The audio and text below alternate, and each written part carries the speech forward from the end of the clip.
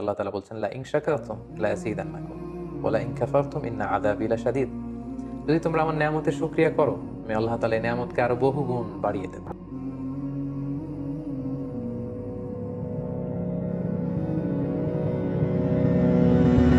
আসসালামু আলাইকুম ওয়া রাহমাতুল্লাহি ওয়া বারাকাতুহু। নাহমাদুহু ওয়া নুসাল্লি আলা রাসূলিহিল কারীম। আম্মা বা'দু ফাআউযু বিল্লাহি মিনাশ শাইতানির রাজীম। বিসমিল্লাহির রাহমানির রাহিম। হুদ আলাইহিস সালাম কুরআন আল কারীমে উল্লেখিত 25 জন নবীর মধ্য থেকে অন্যতম একজন নবী, যিনি সাইয়েদনা নূহ আলাইহিস সালামের 5টি জেনারেশন পরে আদ জাতির কাছে প্রেরিত হয়েছেন। এবং সাইয়েদনা হুদ আলাইহিস সালামের নামে আল্লাহ তাআলা কালামুল্লাহ মাজিদে কুরআন আল কারীমে একটি সূরাও ডেডিকেট করেছেন, সূরাতু হুদ। এটি কুরআন আল কারীমের 11 নম্বর সূরা।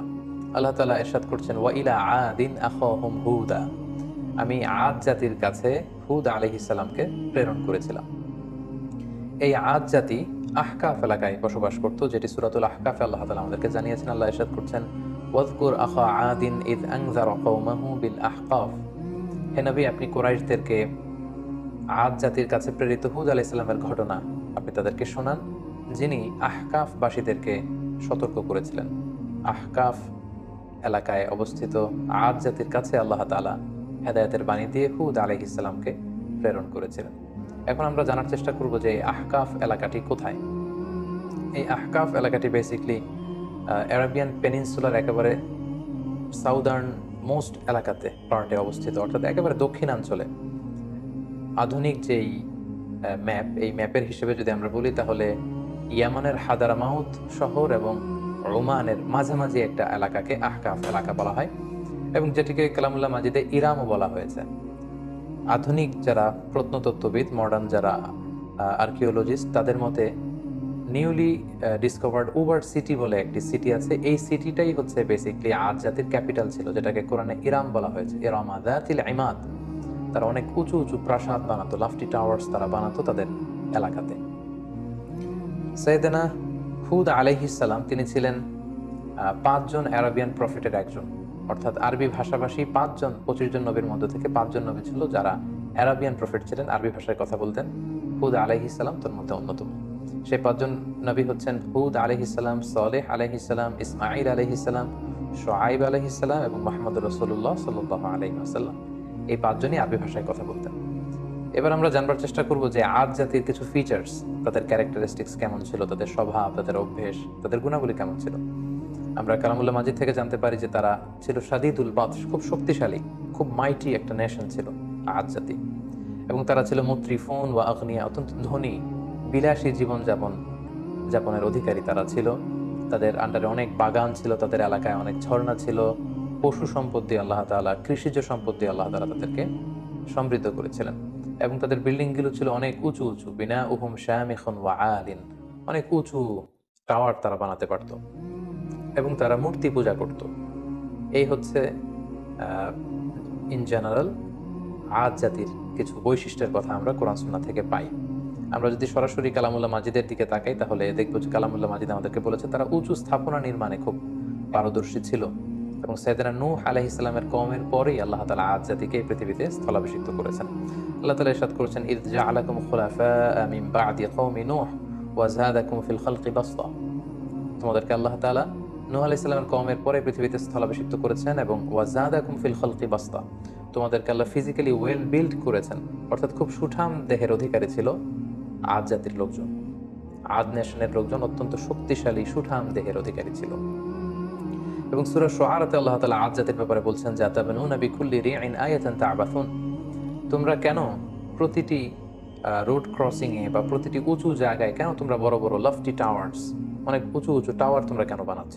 ওয়া তাত্তাখিযুনা মাসানিআ লাআল্লাকুম তাখলুদুন, আর তোমরা বড় বড় রয়্যাল প্যালেস বানাও, রাজপ্রাসাদ বানাচ্ছ, এবং তোমরা ভাবছো এই প্রাসাদগুলোই তোমাদেরকে পৃথিবীতে চিরকাল বাঁচিয়ে রাখবে, তোমরা চিরকালের জন্য পৃথিবীতেই প্রাসাদের মধ্যে থাকতে পারবে, এমনটি তোমরা ভাবো।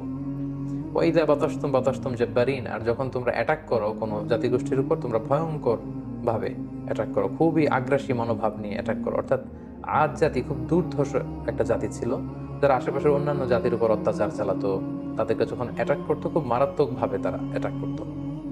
এবং সূরাতুল ফজর আল্লাহ তাআলা ইরশাদ করছেন ইরামা যাতিল ইমাদ আল্লাতী লাম ইউখলাক মিসলুহা ফিল বিলাদ, তাদের আবাসস্থল ছিল ইরাম এলাকায়, যেটাকে আমরা বলেছি বিশাল আহকাফ রিজিয়নের মধ্যে আদ জাতির ক্যাপিটাল ছিল এই ইরাম, যেটাকে আধুনিক সময়ে মডার্ন আর্কিওলজিস্টরা এটাকে উবার সিটি বলে, যেটাকে বলছে উবার সিটি। এটাই ছিল বেসিক্যালি আদ জাতির ক্যাপিটাল বা রাজধানী।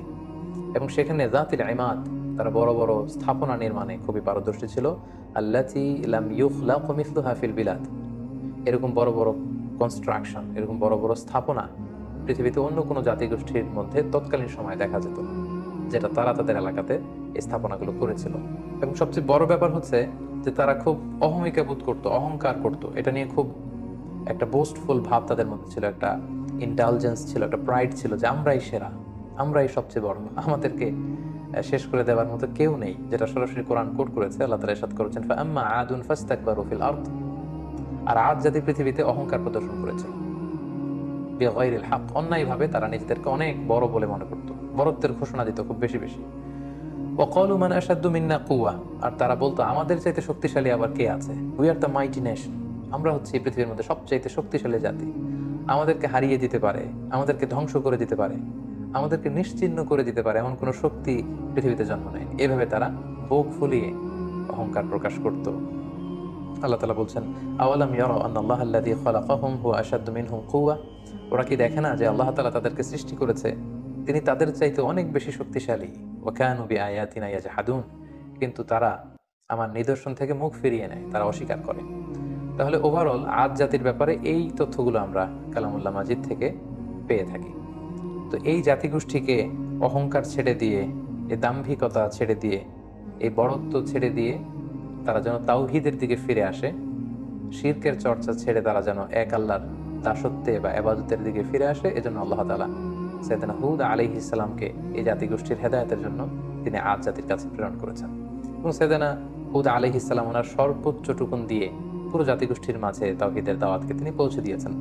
সূরাতুল আরাফ আল্লাহ তাআলা ইরশাদ করছেন, ওয়া ইলা আদিন আখাহুম হুদা, আমি আদ জাতির কাছে তাদেরই একজন ভাই, অর্থাৎ তাদেরই একজন লোক হুদকে নবী হিসেবে প্রেরণ করলাম। আমরা জানি যে কালামুল্লাহ মাজিদে প্রতিটি জাতিগোষ্ঠীর ক্ষেত্রে আমরা দেখেছি ভিনদেশী কোনো লোককে আল্লাহ তাআলা নবী হিসেবে অ্যাসাইন করেননি, কখনো করেননি, বরং তাদের গোষ্ঠীর মধ্য থেকে, তাদের নেশনের মধ্য থেকে, তাদের কোনো সাব ট্রাইবের মধ্য থেকে তিনি একজনকে তাদের হেদায়েতের জন্য তিনি সিলেক্ট করেছেন, যিনি তাদেরকে জান্নাতের সুসংবাদ দিবেন, জাহান্নাম থেকে ভীতি প্রদর্শন করবেন।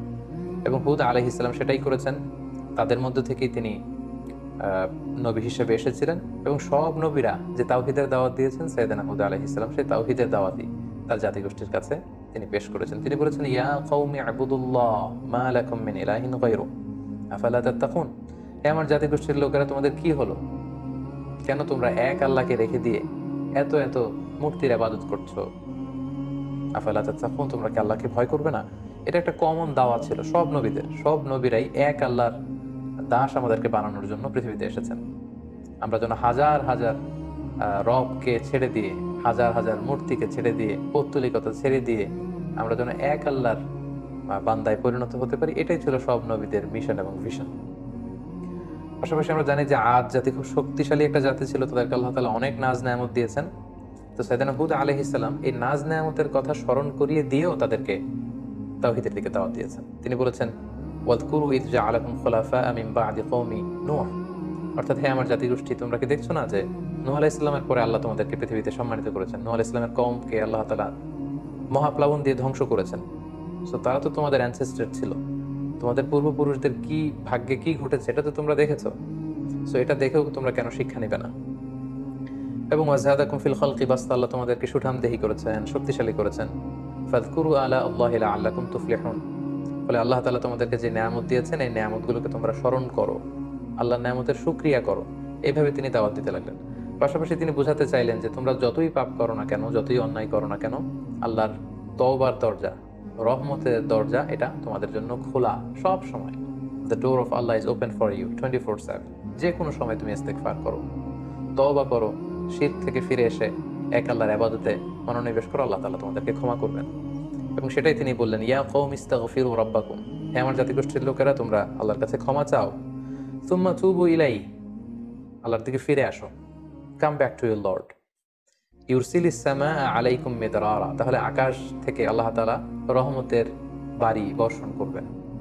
ওয়া ইয়াজিদুকুম কুওয়াতান ইলা কুওয়াতিকুম, এখন যে শক্তিমত্তা আছে এটাকে আল্লাহ আরো আরো বাড়িয়ে দিবেন, আরো শক্তিশালী জাতিতে তোমরা রূপান্তরিত হবে। ওয়ালা তাতাওয়াল্লাউ মুজরিমিন, আর তোমরা অবাধ্যতা করে পাপাচারিতায় মগ্ন হয়ে মুখ ফিরিয়ে নিও না।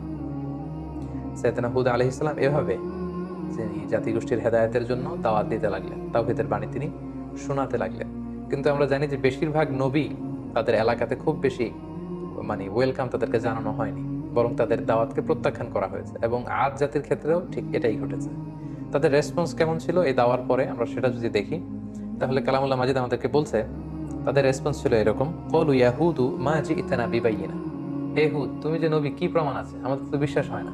ওয়া মা নাহনু বিতারিকি আলিহাতিনা আন কওলিক, তোমার এই কথায় তো আমরা আমাদের বাপ দাদা রেখে যাওয়া মূর্তিগুলোকে ছেড়ে দিতে পারি না। তুমি কি বলতে চাচ্ছ যে আমাদের পূর্বপুরুষরা ভুল করে গিয়েছে? আমরা তো এগুলো ছেড়ে আসতে পারি না। ওয়া মা নাহনু লাকা বিমুমিনিন, তোমার কথায় আমরা বিশ্বাস করি না। তারা আরো বলতো ক্বালু আজি'তানা লিতাফিকানা আন আলিহাতিনা, হে হুদ তুমি কি আমাদের ইলাহ বা উপাস্যদের থেকে আমাদের মুখকে ফিরিয়ে নিতে চাচ্ছ, সরিয়ে দিতে চাচ্ছ? আর তুমি বলছো যে আমরা যদি মূর্তির পূজা ছেড়ে না দিই তাহলে আযাব আসবে। ফাআতিনা বিমা তাঈদুনা ইন কুনতা মিনাস সাদিকিন, তাহলে আযাব নিয়ে আসো, দেখাও, দেখি তোমার সাধ্যে কতটুকু কুলায়, তুমি কত বড় শক্তিশালী হয়েছো, তোমার আল্লাহর ক্ষমতা কতটুকু আমাদেরকে পারলে দেখাও। তুমি যে আযাবের কথা বলছো সে আযাব আমাদেরকে চাক্ষুষ দেখাও, যদি তুমি সত্যবাদী হয়ে থাকো।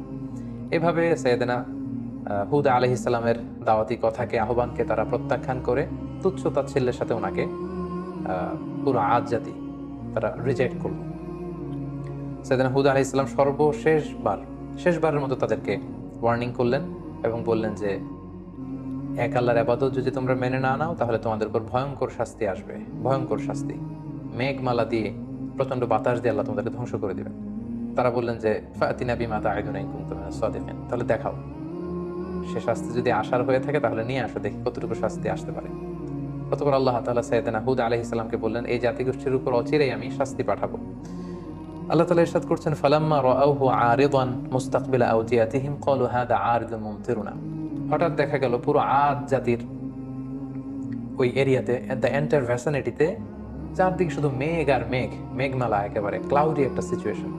এবং এরকম মেঘমালা তারা কখনো জমা হতে দেখেনি তাদের আকাশে। এবং সেটা দেখে তারা তো মহা খুশি, কারণ এই মরু এলাকাতে যখন মেঘমালা আকাশে উড়ে বেড়ায় এবং সেগুলো যখন ঘনীভূত হয়, বৃষ্টি হয়, এটা তাদের জন্য kind of mercy and blessings, এটা রহমত। কারণ এতে করে তাদের জমিন উর্বর হবে, এতে করে তাদের পশুগুলোর ওট, তারপর মেষ, ভেড়া, এগুলোর খাবারের যোগান হবে, গাছপালাগুলো সবুজ তৃণলতায় ভরপুর হয়ে যাবে পুরো এলাকা। তারা এই মেঘমালা দেখে মহা খুশি। তারা এই মেঘমালা দেখে সবাই আনন্দ উৎসবের জন্য ঘর থেকে বের হয়ে আসলো এবং তারা বললো হ্যাঁ আরিদুম মুমতিরুনা, এটা তো চমৎকার মেঘমালা, এই মেঘ থেকে বৃষ্টি হবে আর রহমের বৃষ্টিতে ভিজবে জমিন, আমাদের পুরো জমিন উর্বর হয়ে উঠবে। আল্লাহ তাআলা বললেন বাল হুয়া মাস্তাআজালতুম বিহি, এটা রহমতের বৃষ্টি নয়, তোমরা যে আযাব চেয়েছিলে যে হে হুদ তুমি পারলে নিয়ে আসো, দেখাও, এটা সে আযাবের একটা নিশানা। আমি প্রচন্ড বাতাস দিয়ে তোমাদের ধ্বংস করব। রিহুন ফিহা আযাবুন আলীম, অচিরেই এমন বাতাস বইবে যাতে তোমাদের ধ্বংস রয়েছে। ঠিক সাইয়েদনা হুদ আলাইহিস সালামের যে ওয়ার্নিং পুরো জাতিগোষ্ঠীর জন্য তিনি দিয়েছিলেন যে আল্লাহর ইবাদত যদি তোমরা না করো, মূর্তি পূজা যদি তোমরা না ছাড়ো, এই শিরকের অন্ধকার রাস্তা ছেড়ে তোমরা যদি আলোর পথে না আসো, প্রচন্ড আযাব তোমাদেরকে পাকড়াও করবে। সে আযাব আল্লাহ তাআলা পাঠালেন। আল্লাহ তাআলা সূরা হাক্কাতে বলছেন ওয়া আম্মা আদুন ফাউহলিকু বিরিহিন সরসরিন আতিয়া, প্রচন্ড ঝঞ্ঝা বিক্ষুব্ধ বাতাস আল্লাহ তাআলা পাঠালেন। Violent wind storm with cold wave, প্রচন্ড শৈত্য প্রবাহ, প্রচন্ড ঠান্ডা ঝড়ো হাওয়া। তারা যখন বাইরে বের হয়ে আসলো, প্রচন্ড গরমের মধ্যে থেকে হঠাৎ করে ওয়েদারটা টার্ন করে ঠান্ডা হতে লাগলো। ঠান্ডা হতে হতে প্রচন্ড ঠান্ডায় পুরো এলাকার মধ্যে প্রচন্ড শৈত্য প্রবাহ শুরু হয়ে গেল এবং প্রচন্ড ঠান্ডা ঝঞ্ঝাবায়ুতে, এই ঠান্ডা ঝড়ো হাওয়াতে এলাকার লোকজন আর বাইরে অবস্থান করতে পারলো না, সকলে ঘরের ভেতরে চলে গেল।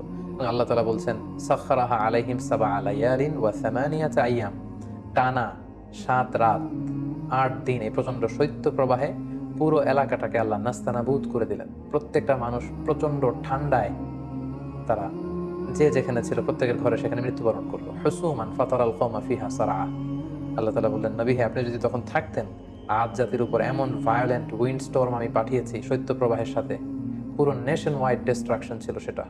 আপনি থাকলে দেখতে পেতেন যে ফাতারাল কওমা, পুরো জাতিটা একসাথে ফিহা সারআ, ভুলুণ্ঠিত হয়ে জমিনে উপর হয়ে পড়েছিল, চিৎপটাং হয়ে পড়েছিল। তাদেরকে দেখলে আপনার মনে হতো কান্নাহুম আজাজু নাখলিন খাবিয়া, এগুলো যেন কেমন যেন ভেঙে যাওয়া খেজুর গাছ। অনেক খেজুর গাছ আছে অনেক দিন পুরনো হয়ে যাওয়াতে এটা ভেঙে মাটিতে লুটিয়ে থাকে, ভুলুন্ঠিত হয়ে থাকে।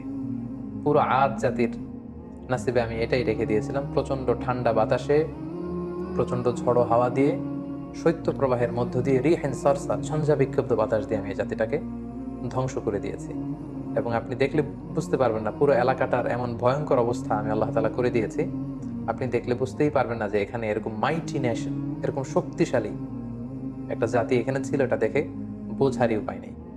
সম্মানিত শুধু ঠিক এভাবেই এই পৃথিবী থেকে এরকম একটি মাইটি নেশনের বিদায় ঘটেছে আল্লাহ তাআলার অবাধ্যতার কারণে, অহংকার প্রদর্শনের কারণে। সেদিন হুদ আলাইহিস সালামের আনিত এই দাওয়াতকে প্রত্যাখ্যান করবার কারণে পুরো জাতিগোষ্ঠীকে আল্লাহ তাআলা ধ্বংস করে দিয়েছে। এই হুদ আলাইহিস সালামের পুরো জীবনী থেকে আমরা কি শিখতে পারি? আমরা যদি কিছু লাইফ লেসন এখান থেকে নিতে চাই, তাহলে আমরা প্রথমেই বলবো, এক নম্বর যেটা আমরা শিখতে পারি যে আল্লাহ তাআলা যদি আমাদেরকে কোনো নেয়ামত দিয়ে থাকেন, আমাদের কৃতজ্ঞ হওয়া উচিত, গ্রেটফুল হওয়া উচিত, শুকরিয়া জ্ঞাপন করা উচিত, শুকর গুজার হওয়া উচিত। তাদেরকে আল্লাহ তাআলা বাস্তাতান ফিল খালক, সুঠামদেহী বানিয়েছেন, শক্তিশালী বানিয়েছেন, বড় বড় টাওয়ার বানানোর সুযোগ করে দিয়েছেন, প্রতিপত্তি দিয়েছেন, শান শওকত দিয়েছেন, কিন্তু তার বিপরীতে এগুলো শুকর গুজার তারা হয়নি। আল্লাহ তাআলা শুকরিয়া না করে তারা সেখানে অহংকার প্রদর্শন করছিল, নিজেদের বরত্বের ঘোষণা দিচ্ছিল।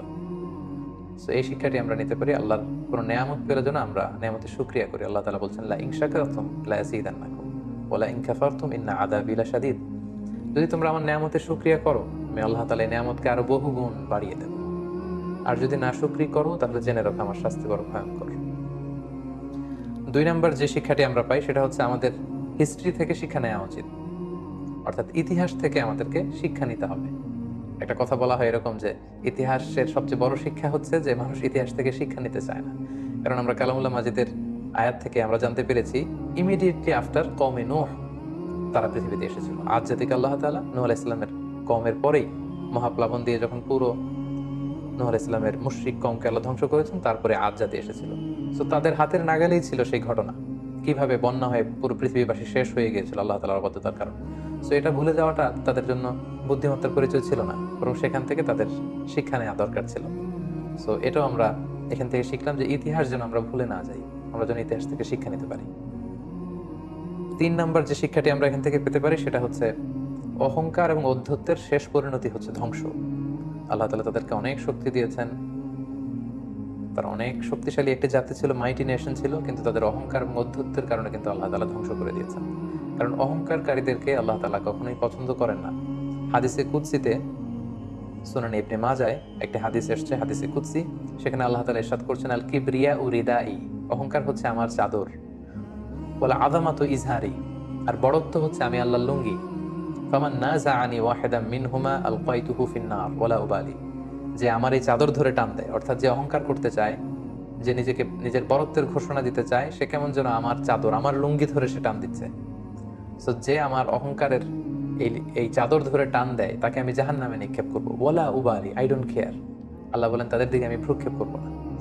সো আমরা যেন আল্লাহর দেয়া নেয়ামতের শুকর গুজার হতে পারি, আমরা যেন ইতিহাস থেকে শিক্ষা নিতে পারি, এবং সব সময়ের জন্য আমরা যেন অহংকার এবং ঔদ্ধত্যকে পরিহার করে বিনয়ী বান্দা হতে পারি। আল্লাহ তাআলা আমাদের সবাইকে কথাগুলো বুঝার ও আমল করার তৌফিক দান করুন। হাদা মা ইনদি ওয়াল ইলমু ইনদাল্লাহ আলাইহি তাওয়াক্কালতু ওয়া ইলাইহি উনীব। ওয়াসসালামু আলাইকুম ওয়া রাহমাতুল্লাহি ওয়া বারাকাতুহু।